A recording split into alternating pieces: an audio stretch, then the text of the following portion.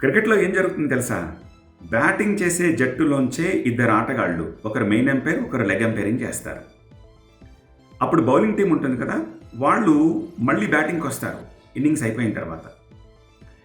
వాళ్ళు బ్యాటింగ్ చేసేటప్పుడు వాళ్ళ జట్టులోంచే ఒకరు మెయిన్ ఎంపైర్, ఒకరు లెగ్ ఎంపైర్ కింద బిహేవ్ చేస్తారు. ఎలా? కేంద్రంలో, రాష్ట్రాల్లో అధికారంలో ఉన్న పార్టీల నుంచే ఇద్దరు సభ్యులు, speaker, deputy speaker, chairman, deputy chairman అయినట్టుగా. ఎందుకని? ఒక చిన్న ఎల్బో స్పేస్ తీసుకుని పాలనాపరంగా ఇబ్బంది రాకుండా బిల్స్ పాస్ అవ్వడానికి, అభివృద్ధి కోసం తీసుకునే కొన్ని చర్యలు మూవ్ అవ్వడానికి ఫేవర్గా ఉండడం కోసం ఇలా చేస్తారు. ఇది సాంప్రదాయం, ఎక్కడైనా వస్తుంది. కానీ జగదీప్ ధన్కర్ ఏం చేశారు? అందుకు విరుద్ధంగా బిహేవ్ చేశారు.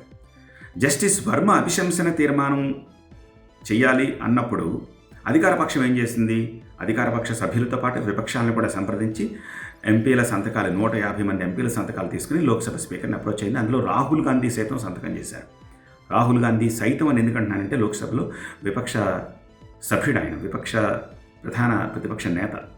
ఆయన సంతకం కూడా తీసుకుని కిరణ్ రిజిజు, ధర్మేంద్ర ప్రధాన్ వెళ్ళి లోక్సభ స్పీకర్ని కలిశారు, ఇచ్చారు. Lok Sabha speaker okay, I take it అని చెప్పారు. ఫైన్, అంతవరకు బాగానే ఉంది. విపక్షం ఏం చేసింది? రాజ్యసభలో సైతం లెటర్ ఇచ్చింది.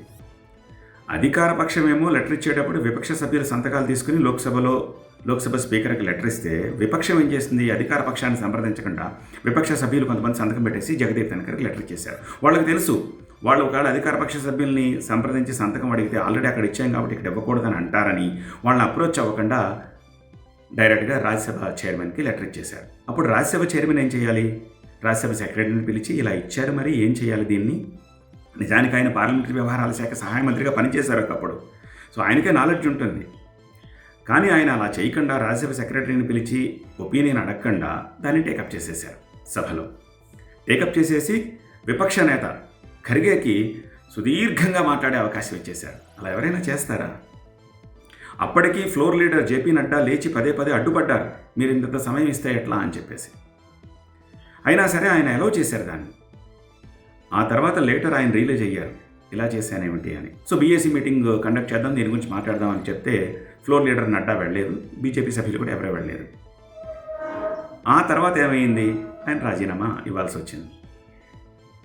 సో మీరు సీక్వెన్స్ అర్థం చేసుకోవచ్చు ఏం జరిగిందో. ఎవరైనా స్వపక్షంలో విపక్షంలో వ్యవహరిస్తే ఏం జరుగుతుందని చెప్పడానికి ఇది ఒక ఉదాహరణ. ఏమంటారు? మీ కమెంట్ రాయండి.